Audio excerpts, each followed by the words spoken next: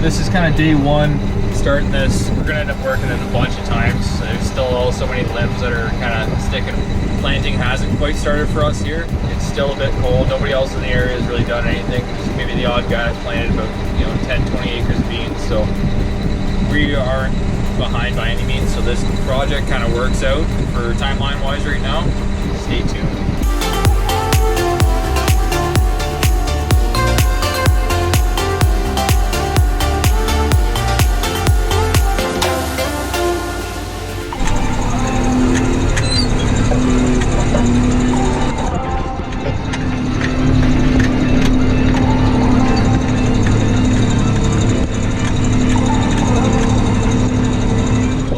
Right now, running the rock bucket on it, and I am just cleaning up some more stuff around on this little project here, kind of pushing stuff back.